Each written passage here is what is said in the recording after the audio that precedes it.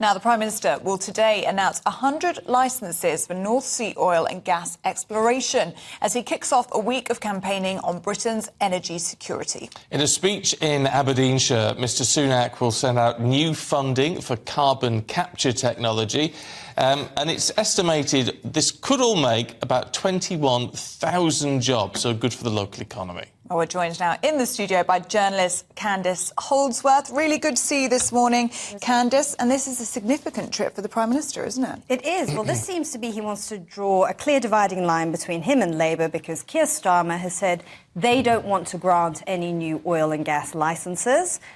Rishi Sunak has said, no, we will take them to their fullest capacity. And I think that this is part of now this new drive that he seems to have, where he's still pursuing net zero, but pushing back against things that he doesn't think are popular. But this is where it doesn't make any sense, is it? Why pursue net zero if you're then going to issue more oil licences? Well, I think what he's realised, though, is that it is an election issue. Because what was very interesting about when Labour announced their policy about not granting any new licences, there was quite a lot of pushback from the GMB union, which was interesting because they said it would compromise energy security and it will compromise jobs. And the SNP have never said they will do that because I think that they know in the local area that wouldn't be a popular issue. And some have said this is the Conservatives possibly trying to unseat Labour in Scotland, but I don't know how realistic that is. I don't know if they could do that. But it would be good news for the local Scottish economy in terms of jobs. Oh, yes. We're talking about 20,000 jobs, potentially more than that,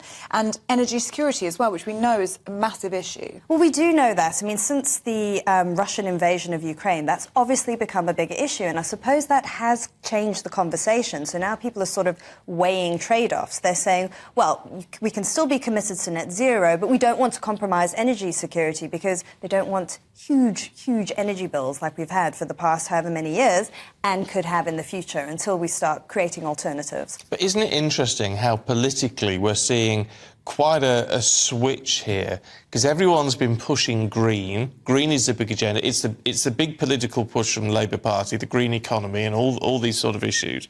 And yet all of a sudden, in effect, off the back of ULEZ, right, which has been so unpopular in London, that suddenly it's like, well, if you go anti-ULEZ, anti-low traffic zones, pro-carbon and oil, and then you pursue all of that, it's actually a vote winner. Well, they hope so. So, I mean, if you look at ULEZ as a bellwether, as an election issue, then yes, that could be it. I think the way Rishi Sunak is trying to frame it as is, I just don't want to add extra costs and burdens to ordinary people. So they're trying to have it both ways. They're still saying, you know, let's continue with these policies, but I don't want to add any extra costs to people's already very stretched budgets.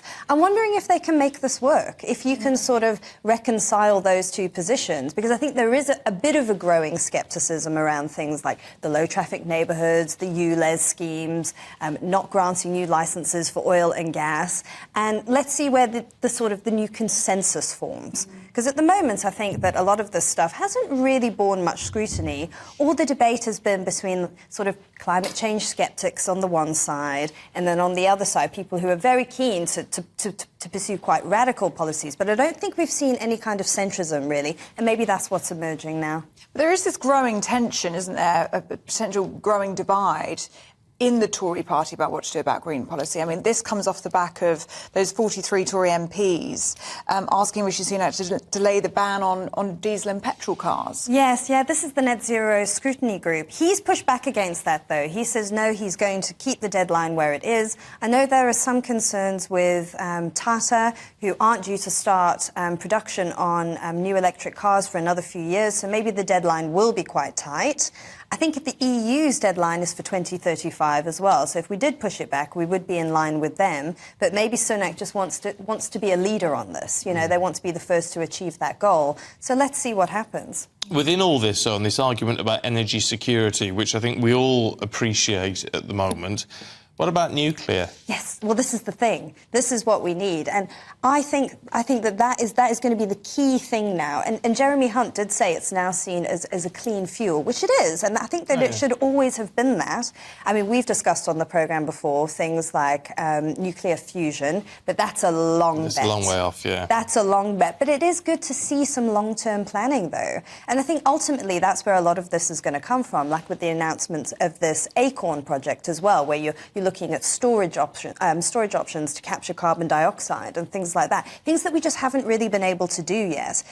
I was going to say, the problem with nuclear, though, is that when we've looked at building new plants over the recent past, a lot of the money's coming from, I was going to say, China, yes. France. Yes. Can we not afford to fund them ourselves? Well, I don't know. I think that it's been kind of unpopular. It's often been opposed by various lobbying groups, but I think it would be wise for us to do that. And it's so true, you know, do you want foreign powers, even if they are friendly to us, like France? I mean, you certainly can't say that France is hostile to us in any way. Do you want them funding it? Or in terms of energy security and energy independence, do we want to put the money in? And I think that that's what we would want to do.